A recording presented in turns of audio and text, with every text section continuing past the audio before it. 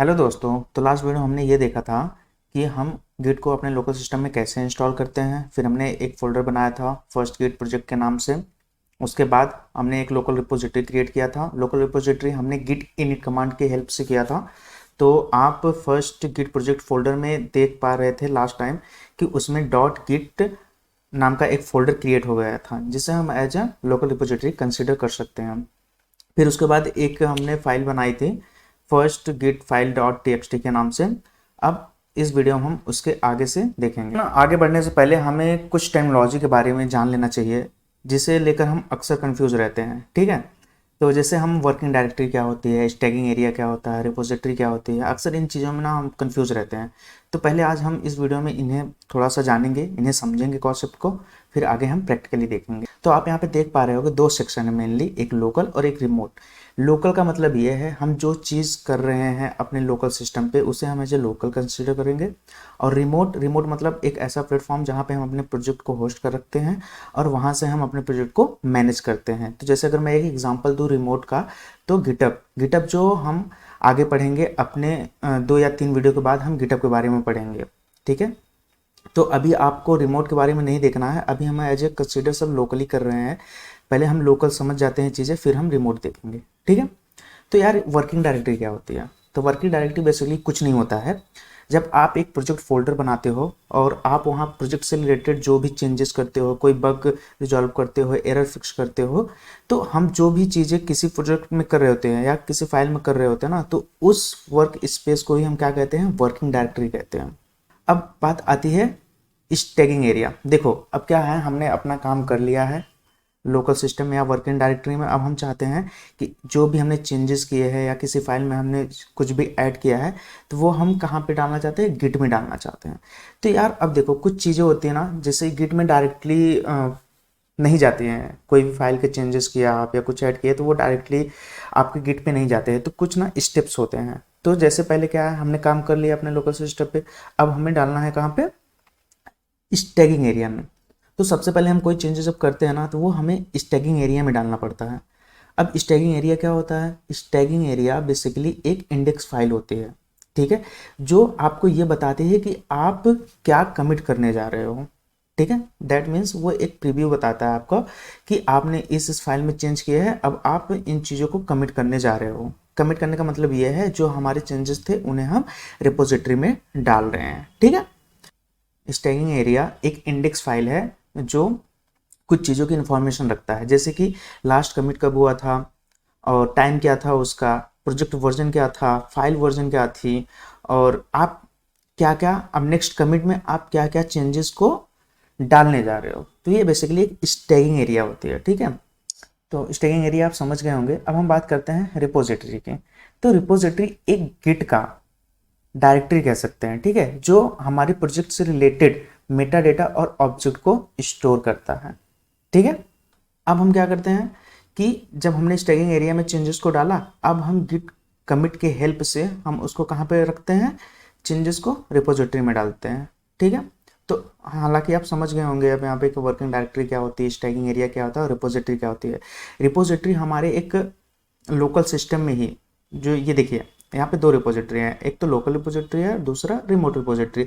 तो local repository जो होती है ना वो हमारे वर्क स्पेस में ही रहती है, मतलब वर्किंग डायरेक्टरी में जो हमारा मेन प्रोजेक्ट फोल्डर है उसी में ही ये रहती है, जो डॉट गिट फोल्डर के नाम से जाना जाता है। और रिमोट रिपोजिटरी क्या होती है? रिमोट रिपोजिटरी हमारी वो होती है जैसे कि गिटअप पे कोई हम जब फोल्डर बनाते हैं या डायरेक्टरी बनाते हैं तो वो हमारी रिमोट रिपोजिटरी कहलाती है। हालांकि रिमोट रिपोजिटरी हम देखेंगे गिटअप के वीडियो में, तो अभी इसके बारे में हम बात नहीं करेंगे। अभी हम जो भी बातें कर रहे हैं वो लोकल की बातें कर रहे हैं। देखिए एक बार मैं ओवरव्यू दे देता हूँ कि कैसे कैसे चीज़ चलती हैं। वर्किंग डायरेक्टरी में हमने काम किया, कुछ चेंजेस किए, अब हम पहले उसको कहाँ पे डालते हैं? स्टैगिंग एरिया में। स्टैगिंग एरिया में कैसे डाल सकते हैं? हम गिट ऐड कमांड की हेल्प से। ठीक है, अब जब चीज़ें स्टैगिंग एरिया में आ गई हैं तो फिर हमें अब उसे रिपोजिटरी में डालना है। तो रिपोजिटरी में डालने के लिए हम गिट कमिट कमांड की हेल्प लेते हैं। ठीक है, अब हम चलो कुछ प्रैक्टिकली चीज़ों को समझते हैं। तो दोस्तों लास्ट वीडियो में हम यहाँ पे थे। ठीक है, तो अब हम इसके आगे देखते हैं। तो अब हम बात करते हैं वर्किंग डायरेक्टरी में। अभी देखिए हमने एक फाइल बनाया है first git file dot T के नाम से, ये हमारे वर्किंग डायरेक्टरी में, ठीक है। अब हमें इसको रिपोजिटरी में डालने से पहले हमें इसको इस टैगिंग एरिया में डालना होगा, ठीक है। तो हम एक कमांड चलाते हैं गिट ऐड डॉट। डॉट का मतलब ये है कि जितने भी फाइलें अनट्रैक्ड फाइल हैं उन्हें हम क्या करेंगे, एक साथ इस टैगिंग एरिया में डाल सकते हैं। इस अनट्रैक्ड फाइल मतलब ये है कि ये न्यूली क्रिएटेड फाइल है जो हमारे एक वर्किंग डायरेक्टरी में है, ठीक। तो आप यहाँ पे देख पा रहे होंगे कि गिट स्टेटस हमने किया है, तो ऑन ब्रांच मास्टर, हम मास्टर ब्रांच पे है, नो कमिट एड्स। अभी हमने फाइल को स्टैगिंग एरिया में डाला है, कमिट नहीं किया है, ठीक है। तो ये बता रहा है चेंजेस टू बी कमिटेड, मतलब हमें इस चीज़ को कमिट करना है, ठीक। तो अभी हमारी जो फाइल थी वर्किंग डायरेक्टरी में थी, हमने गिट ऐड की हेल्प से स्टैगिंग एरिया में डाल दिया। अब आप एक यहाँ पे कमांड और देख रहे होंगे गिट रीसेट। ये कब यूज होता है, ये तब यूज होता है मान लीजिए हमने कुछ चेंजेस किए अपने फाइल में, और वो चेंजेस ऐसे चेंजेस थे जो हमें नहीं करने थे, मतलब वो गलत चेंजेस थे, हमने गलती से कर दिया उसे, ठीक है। तो उसे हम रिवर्ट कैसे कर सकते हैं, मतलब स्टैगिंग एरिया से हम वर्किंग डायरेक्टरी में फिर वापस कैसे ले सकते हैं, तो उसके लिए गिट रीसेट कमांड है। हमने गिट रीसेट चलाया, फिर हमने गिट स्टेटस किया, तो आप देख पा रहे होंगे कि ये जो फाइल अभी यहाँ पे ग्रीन हुआ था, ग्रीन होने का मतलब ये था कि ये स्टैगिंग एरिया में था। अब हमने इसे गिट रीसेट कर दिया तो ये वापस कहाँ पे आ गए, हमारी वर्किंग डायरेक्टरी में आ गए, ठीक। तो अभी हम दोबारा से इसे हम स्टैगिंग एरिया में डालते हैं, ठीक है। अब हमें क्या करना है, अब हमारी फाइल जो है स्टैगिंग एरिया में जा चुकी है, अब हम इस फाइल को या चेंजेस को हमें डिपोजिटरी में डालना है। तो उसके लिए फिर हम क्या करेंगे, गिट कमिट कमांड की हेल्प लेंगे।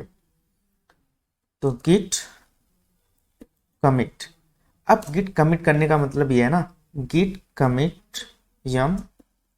देखिए गिट कमिट का जो कमांड होता है, गिट कमिट हाइफन यम, और डबल कोट्स में हमें मैसेज देना होता है ताकि हम चीज़ों को अच्छी तरीके से समझ पाए, ठीक है।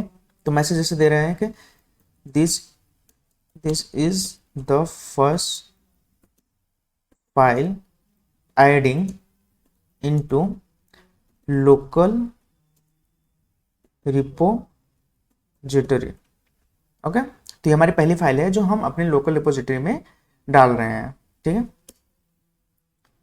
तो यहाँ पे आप देख पा रहे होंगे कि ये हमारा मैसेज है, और ये one file change one insertion done, ठीक है। तो मतलब ये हमारी जो फाइल थी first git dot file txt, ये हमारे कहाँ जा चुका है, रिपोजिटरी में जा चुका है, ठीक है। Git status.